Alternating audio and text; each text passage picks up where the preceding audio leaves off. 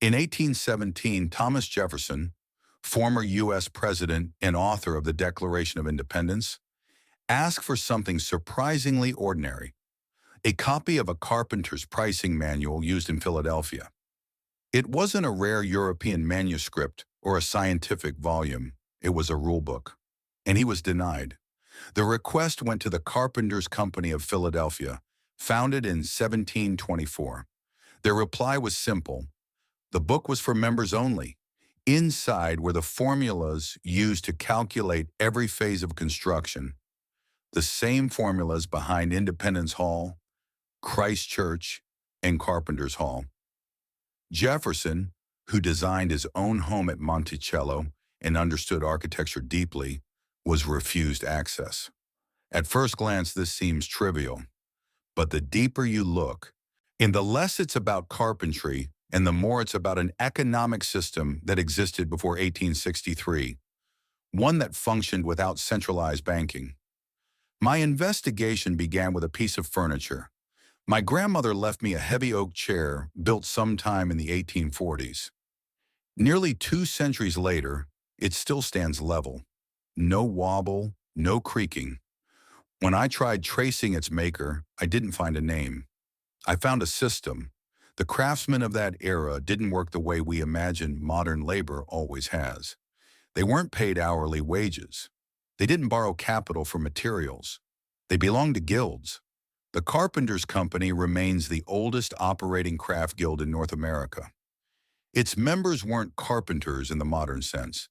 They were master builders, combining roles we now separate into architect, engineer, and contractor. When Philadelphia needed a state house, they built Independence Hall. When the colonies required a meeting space for the First Continental Congress, they offered Carpenters Hall, which they had begun constructing in 1770. These buildings still function centuries later. The guarded rulebook Jefferson wanted contained a standardized unit pricing system. Every stage of construction had a fixed, agreed-upon fair price, not a fluctuating market rate. Costs were calculated by teams of measurers working together to prevent individual manipulation. The system aimed to protect both craftsman and client.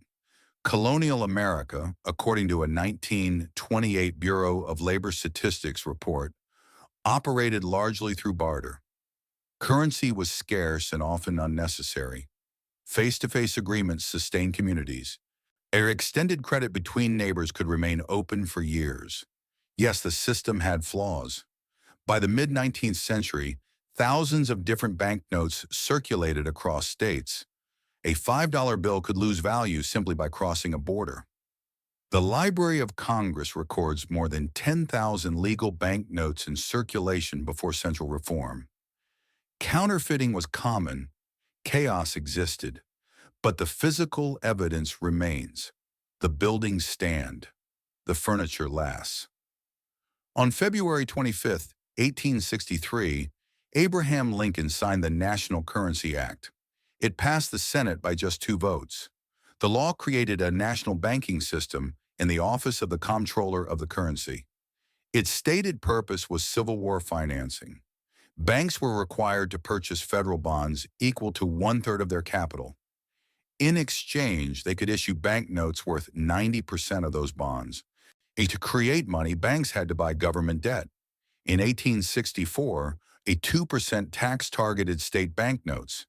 In 1865, a 10% tax effectively eliminated them.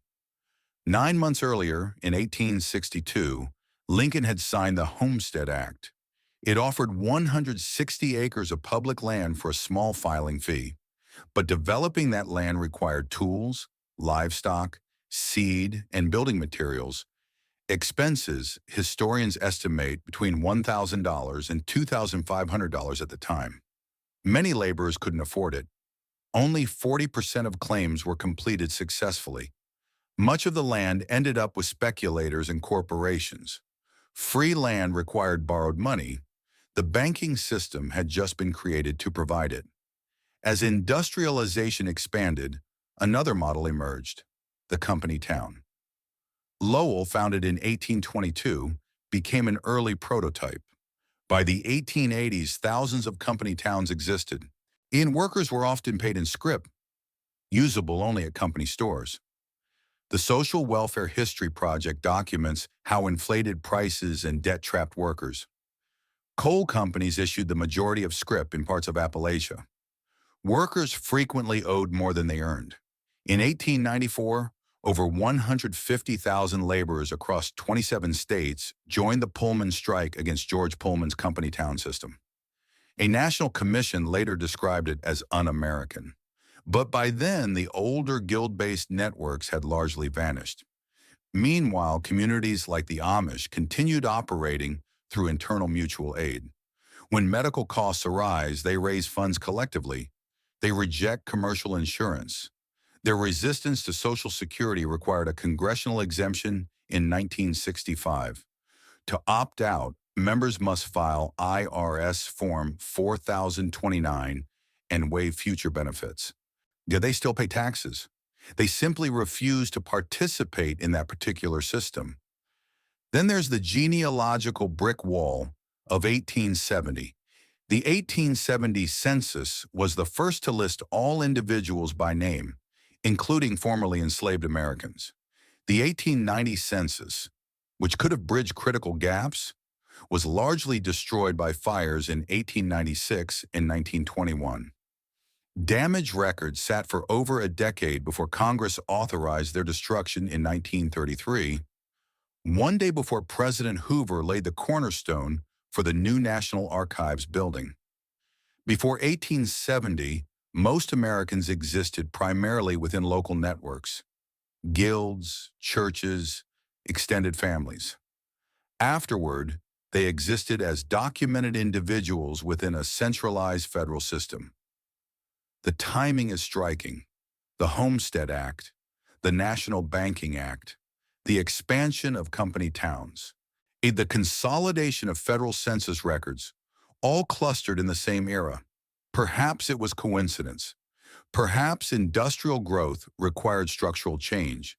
Perhaps centralized banking was inevitable, but the chair still stands, built by someone likely trained through a 7-year apprenticeship, paid perhaps in goods or extended credit, possibly never indebted to a bank.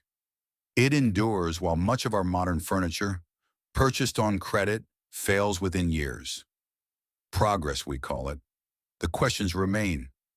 Why did guild-built structures last so long? Why was the carpenter's pricing system guarded so closely?